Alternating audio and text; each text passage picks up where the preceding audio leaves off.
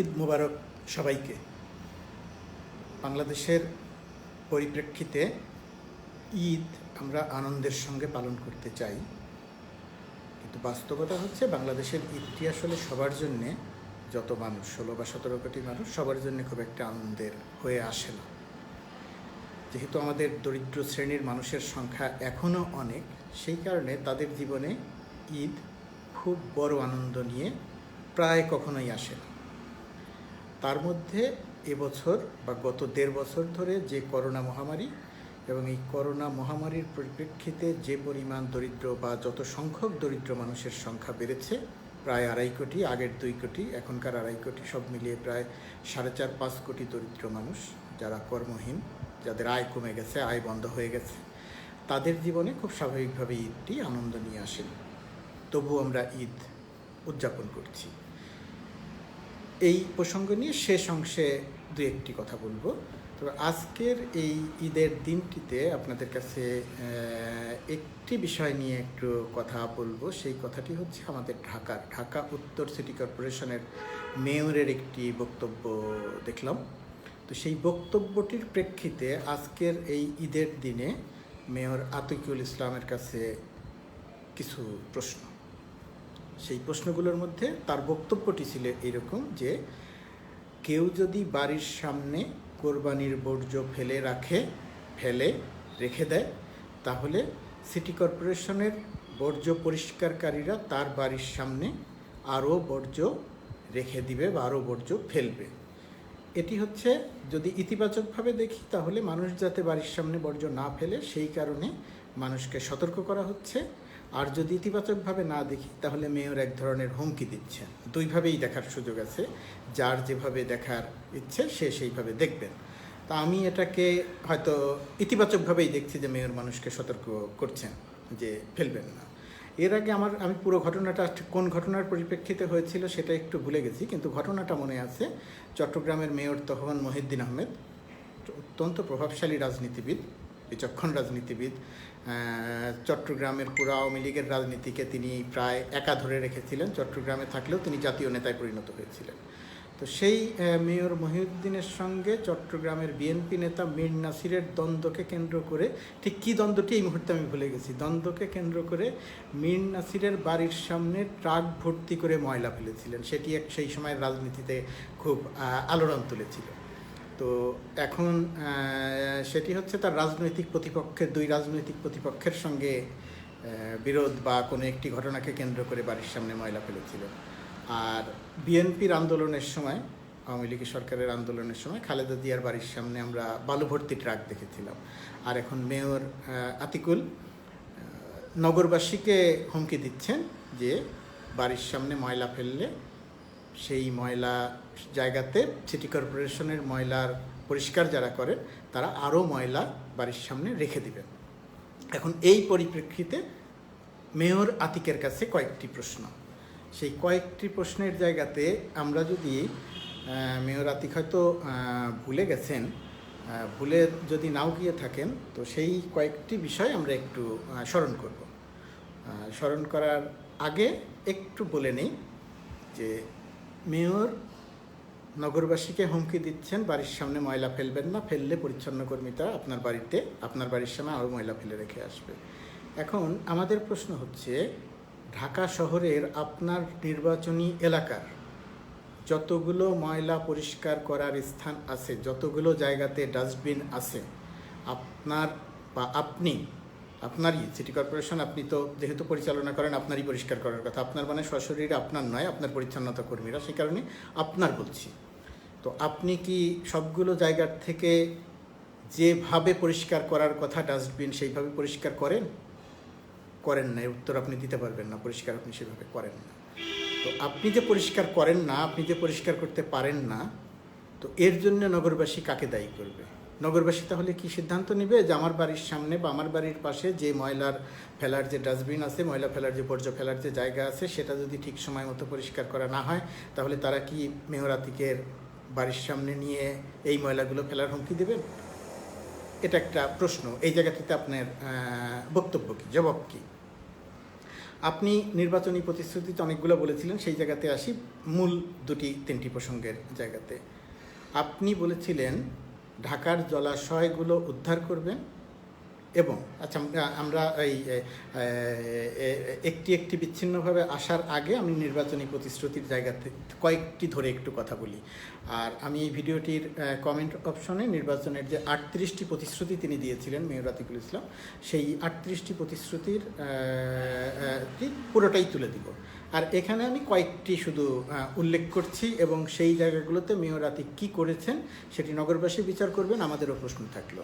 যেমন একটি বিষয় ছিল যে এলাকা ভিত্তিক পথচারী বান্ধব ও বিশেষ চাহিদা সম্পন্ন মানুষের জন্য ফুটপাত নেটওয়ার্ক তৈরি করা।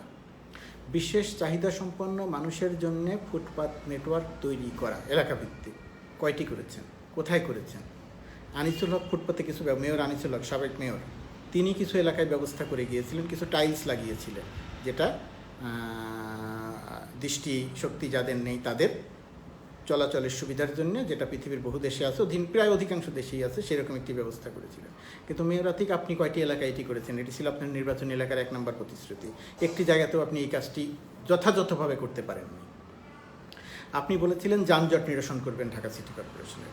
আপনার সময় আমরা দেখছি অত্যন্ত অপরিকল্পিতভাবে কিছু ইউলুপ বানানো হয়েছে, যেগুলো যানজট নিরসন তো করেইনি, উল্টো যানজটের ক্ষেত্রে আরও যানজট বৃদ্ধি করেছে কিছু কিছু এলাকায়, হয়তো সামান্য কিছু উপকারে আসতে পারে। তো আপনি যে যানজট নিরসন করতে চাইলেন, তো আপনি তো যানজট নিরসন করতে পারলেন না। ঢাকা তো একটা যানজট বান্ধব নগরে পরিণত হয়েছে। আপনি সিটি কর্পোরেশনের মেয়র, আপনি বলবেন সব ক্ষমতা আমার হাতে নয়। তো আপনার সব ক্ষমতা আমার হাতে নয়, তাহলে আপনি এত প্রতিশ্রুতি দিয়েছিলেন কেন? তো এই যে যানজট আপনি নিরসন করতে পারলেন না, যানজট আরও বাড়লো, এর জন্য নগরবাসী আপনাকে কি হুমকি দিবে? নগরবাসীর কাছে আপনার দায়বদ্ধতা কী? নগরবাসী কী করবে? আপনার বাড়ির সামনে গিয়ে গাড়ি পার্ক করে রাখবে, রিক্সা পার্ক করে রাখবে, সিএনজি পার্ক করে রাখবে, না কী করবে নগরবাসী? আপনি তো বাড়ির সামনে ময়লা ফেলার হুমকি দিলেন, তো নগরবাসী কী করবে আপনি যে যানজট নিরসন করতে পারলেন না? এরপরে যদি আরেকটি জায়গা, অনেকগুলো তো আমি পড়ছি অল্প কয়েকটি, 2-1টি করে। একটি ব্যবস্থা দেখছি যে ডিজিটাল ই টিকেটিং সেবা, নারীবান্ধব পরিবহন ব্যবস্থা, অর্থাৎ নগর ব্যবস্থাপনায় ডিজিটাল ই টিকেটিং সেবা প্রদান। কী বুঝেছেন আপনি এটা দিয়ে? কিছু করতে পেরেছেন মানুষকে? কোনো সুবিধা দিতে পেরেছেন? কোনো উদ্যোগ নিতে পেরেছেন? নারীবান্ধব পরিবহন ব্যবস্থা কী করতে পেরেছেন? তো এখন ঢাকা শহরের নারীদের যে আপনি প্রতিশ্রুতি দিয়েছিলেন নারীবান্ধব পরিবহন ব্যবস্থা গড়ে তুলবেন, কিছুই তো করতে পারেন নাই। তখন নারীরা আপনাকে কী হুমকি দিবে? তাদের জন্য কী ব্যবস্থা করবেন আপনি?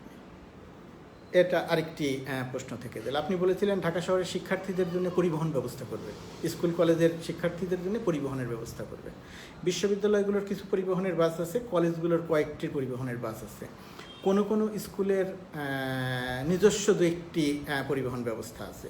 এর বাইরে আপনি যে পরিবহন ব্যবস্থা গড়ে তুলতে চাইলেন স্কুলের শিক্ষার্থীদের জন্যে, কার জন্যে, কোন স্কুলের জন্যে, কী ব্যবস্থা করতে পেরেছেন, কতজনের জন্য করতে পেরেছেন? ধানমন্ডি এলাকা, গুলশান এলাকা, বনানী এলাকা, উত্তরা এলাকা, স্কুলের সময়ে যে গাড়ির জট তৈরি হয়, যদি আপনি সত্যিই পরিবহন ব্যবস্থা গড়ে তুলতে পারতেন তাহলে হয়তো এই জটটি কমানো যেত। তো এখন প্রশ্ন হচ্ছে আপনি কেন এই ব্যবস্থাটি গড়ে তুলতে পারলেন না? স্কুলের শিক্ষার্থীদের জন্য কেন আপনি পরিবহন ব্যবস্থা গড়ে তুলতে পারলেন না? প্রতিশ্রুতি কেন দিয়েছিলেন? পারলেন না, পারবেন যে না সেটা আমরা জানি, কিন্তু প্রতিশ্রুতি কেন দিয়েছিলেন? ঢাকা শহরে বহুতল এবং আন্ডারগ্রাউন্ড পার্কিং ব্যবস্থা গড়ে তুলতে চেয়েছিলেন। কোথায় বহুতল পার্কিং, কোথায় আন্ডারগ্রাউন্ড পার্কিং? তো করতে তো পারেন নাই। তখন আপনার বিরুদ্ধে এখন মানুষ কি হুমকি দিবে? আপনি তো ময়লা ফেলার হুমকি দিলেন। এর বাইরে আরেকটি খুব গুরুত্বপূর্ণ প্রসঙ্গ, আপনি উন্নত দেশের উদাহরণটা বলেছিলেন সারা বছর ধরে মশা নিধন করার জন্য ব্যাপক কার্যক্রম চলবে। এখানে অনেকগুলো কথা বলেছিলেন, যে সমস্ত কথা নগরবাসীরা অনেকেই হয়তো সেগুলো বুঝবেও না। উন্নত বিশ্বে যে পদ্ধতিতে বা যেভাবে মশা নিধন করা হয় সারা বছর ধরে, তা আপনি কি করেছেন? নগরের মশা মারতে পারলেন না কেন? মশা নিধন করতে পারলেন না কেন? ওষুধে মশা মরে না, আমরা বিশেষ ওষুধের ব্যবস্থা করছি, সারা বছর ধরে কার্যক্রম চালাবো, বহু কিছু বলেছেন, কিন্তু মশা তো মারতে পারেন নাই। তা আপনি যে নগরবাসীকে মশামুক্ত নগর যে উপহার দিতে পারলেন না, তো এর জন্য নগরবাসী আপনার ক্ষেত্রে কি করবে? আপনি তো ময়লা ফেলবেন, তাহলে মশা মারার জন্য নগরবাসী আপনার ক্ষেত্রে কি করবে? কি প্রতিশ্রুতি, মানে কি হুমকি দিবে, কি করবে? মানে সেটা আপনি একটু পরিষ্কার করে বলেন, বা আপনি একটু দায়বদ্ধতার কথা বলেন, জবাবদিহিতার কথা বলেন নিজের প্রসঙ্গে। তো এই যে আপনি বলেছিলেন বায়ু দূষণ কমানোর জন্যে বা শব্দ দূষণ কমানোর জন্য, বায়ু দূষণ বা শব্দ দূষণ কমানোর জন্যে ইলেকট্রিক বাস সার্ভিসের ব্যবস্থা করবেন। কোথায় ইলেকট্রিক বাস বাংলাদেশে? কোথাও করতে পারেন নাই। তো হুমকি দেওয়ার আগে এই বিষয়গুলো তো আপনার একটু বিবেচনায় রাখা দরকার ছিল। এখন যে প্রসঙ্গগুলো বললাম সেই প্রসঙ্গগুলোর যে কোনো প্রসঙ্গ আসলেই মেয়র সাহেব বলবেন আরও সময় লাগবে, সময় দিতে হবে, এটা হঠাৎ করে হবে না, এটা একদিনে হবে না, সবগুলো আমার আওতায় নয়। আপনার আওতায় যে আপনি যে ঢাকা শহরের জলাশয় তো আপনি উদ্ধার করতে চেয়েছিলেন। জলাশয় মানে একসময় ঢাকা শহরে 54টি বা 56টি খাল ছিল, এখন কাগজে কলমের হিসেবে 26টি খাল আছে। 26টি খালই ঢাকা শহরের প্রভাবশালী রাজনীতিবিদদের দখলে, তার মধ্যে হয়তো আওয়ামী লীগের রাজনীতিবিদ আছেন, বিএনপির রাজনীতিবিদও থাকতে পারেন, এর বাইরে প্রশাসনের গুরুত্বপূর্ণ লোকজনও থাকতে পারে। তো এখন এতদিন ঢাকা ওয়াসার আন্ডারে ছিল, এখন সিটি কর্পোরেশনের আন্ডারে, আপনার আন্ডারে। তা আপনি কয়টি খাল উদ্ধার করতে পেরেছেন? যে খালগুলো উদ্ধার করার কথা আপনি যেটা নির্বাচনী প্রতিশ্রুতিতে উল্লেখ করেছিলেন, একটি খালও উদ্ধার করতে পারেননি। কতদিনে পারবেন? বলবেন সময় লাগবে, খুব ভালো কথা, সময় লাগবে। কতদিনে পারবেন আপনি এই খালগুলো উদ্ধার করতে? আদৌ উদ্ধার করতে পারবেন? যদি উদ্ধার করতে না পারেন তাহলে নগরবাসী আপনার ক্ষেত্রে কি করবে? আপনি তো হুমকি দিলেন ময়লা ফেলার। যাই হোক, এই যে প্রসঙ্গগুলো আলোচনা করলাম, যে আমাদের মেয়র সাহেবরা, আমাদের ক্ষমতাবান মানুষেরা সুযোগ পেলেই সাধারণ জনমানুষের উপরে দায় চাপানোর একটি সংস্কৃতি গড়ে তুলেছেন। মানুষ কথা শোনে না, মানুষ ময়লা ঠিক জায়গাতে ফেলে না, মানুষ ময়লা জানলা দিয়ে ফেলে, মানুষ ময়লা বাড়ির পাশে ফেলে। একসময় যে অবস্থা ছিল, মানুষের ভেতরে সচেতনতা অনেক বেড়েছে, কিন্তু এখনও সচেতনতার জায়গাতে অনেক ঘাটতি আছে, অস্বীকার করার কোনো উপায় নেই। কিন্তু একই রকমভাবে ঢাকা শহরের ভাঙা রাস্তা থেকে শুরু করে, ড্রেনেজ ব্যবস্থা থেকে শুরু করে, ময়লা পরিচ্ছন্ন করা থেকে শুরু করে কোনো ব্যবস্থাই প্রপার নয়। নাগরিকের যা করার কথা সে যেমন কাজটি অনেক ক্ষেত্রে ঠিকমতো করে না, তার চেয়ে বেশি ঠিকমতো করে না। আপনারা মেয়র হয়েছেন, মেয়র হয়ে আপনাদের যে কাজগুলো করার কথা আপনারা সেই কাজগুলো করেন না। তো এই যে মানুষের উপরে দায় চাপিয়ে নিজের দায়িত্ব অন্যের উপরে চাপিয়ে এক ধরনের অজুহাত তৈরি করে বাঁচার যে প্রচেষ্টা, এই প্রচেষ্টা থেকে সম্ভবত আমাদের বের হয়ে আসা দরকার। মেয়র আতিক সাহেবের কাছে আমরা এই প্রশ্নগুলোর জবাব চাই। আমরা এই প্রসঙ্গগুলো উত্থাপন করলাম তাকে অভিযুক্ত করার জন্য নয়। তিনি যে কথাগুলো বলেছিলেন সেই কথাগুলোর কতটা তিনি বাস্তবায়ন করেছেন তিনি এখন কথা বলবেন। কারণ তিনি বলেছিলেন 1 মাসে বা কিছুদিন পর পর নগরবাসীর সঙ্গে সরাসরি আলোচনা করবেন, কথা বলবেন, জবাবদিহিতামূলক এক ধরনের ব্যবস্থাপনা গড়ে তুলবেন। করোনা মহামারীর কারণে হয়তো সেই জবাবদিহিতামূলক ব্যবস্থা গড়ে তুলতে পারেননি, কিন্তু ভার্চুয়ালিও পারেন, অনেকভাবেই পারেন।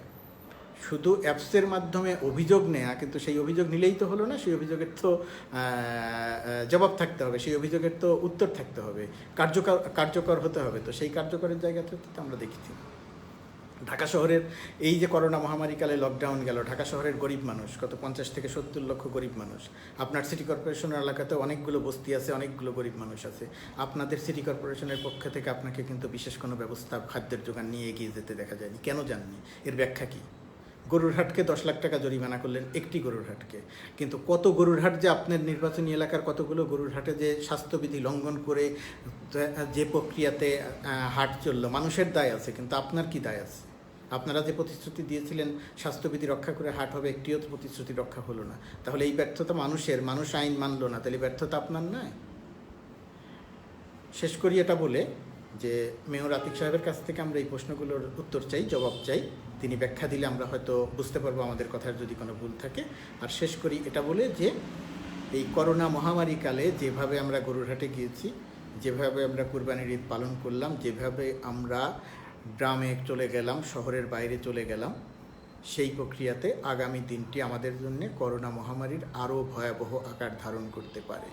ফেরার দিন 22 তারিখ পর্যন্ত ছুটি, 23 তারিখ একদিন, 23 তারিখ ছুটি শেষ, 23 তারিখে ফিরে আসতে হবে, অর্থাৎ 23 তারিখ থেকে আবার লকডাউন শুরু।